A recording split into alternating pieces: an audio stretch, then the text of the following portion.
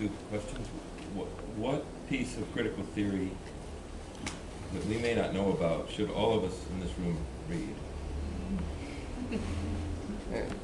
Well, we may know about it. Okay, just some writer, some essay that we all should read. Well, there are a few essays that I included in the class that may not be categorized as critical theory. We put, you think all of them? Okay, Jennifer says yes. Very broad information, right? Yeah. That's fine. In particular, there's an essay by Octavio Paz called Imperial Democracy. And its history and political analysis. And we fit it into the post-colonial studies. We're talking about the differences between the U.S. and Mexico and colonization. So that's certainly one. I'm a big fan of Cornel West. We read an essay of his called The Genealogy of Modern Racism. So race theory, I would really encourage. What else did I think? The other reading we read with Cornel West, history of one, which is once again. It's race theory again. This man named George Fredrickson wrote an essay called The Social Origins of American Racism, which is very interesting.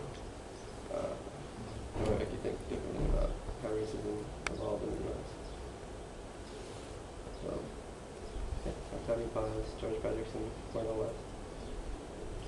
And then I was surprised you spent so much time in church. So yeah, what was that? I wonder what you thought about while you were in church.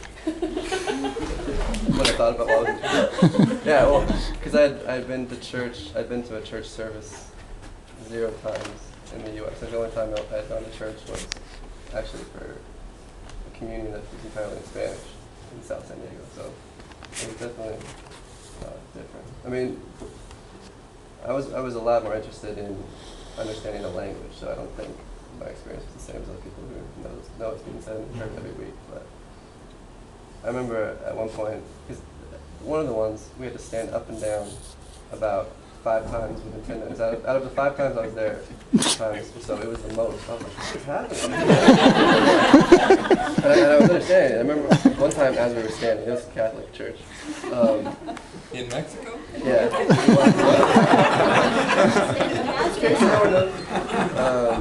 And we had to say, culpa, culpa, mi culpa, which is fault, fault, it's all my fault.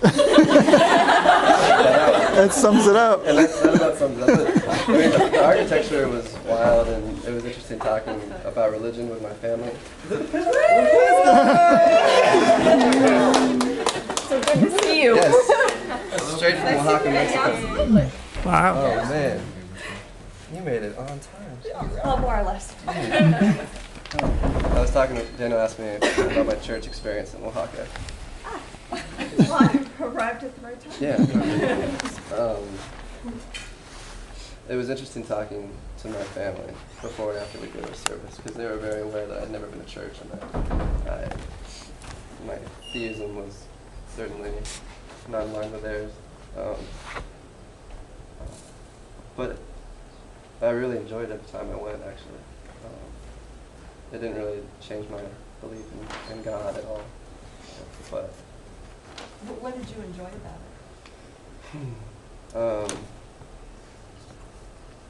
Well, at first that it was in Spanish was really different, and I just loved watching people in each pew and watching the person collecting the money walk around, and how the kids get really excited about putting the money in the little thing, and it's like, what are they thinking right now? What is this person thinking? And I went to a baptism, which was really wild, and the after party of the baptism was quite an event. Yeah. Probably shouldn't describe it. Yeah. I mean, going to the church was not a really big part of my experience. More interacting with the head of the family, the Rosie Casas, was more a big deal. We'd talk before and after meals, because she'd tell me when meals were happening. So after a meal, I'd try to sit with her for like an hour, unless I had somewhere to go right away, which I usually didn't. And she taught me a lot. She just didn't just from the first week I was there, she just would straight up say, "What are you talking about? That's nonsense." When I would say something, and so right away, we just had this strange rapport that evolved into like a wonderful relationship. But yeah, she really changed my perspective on what it is to have a family, middle class family.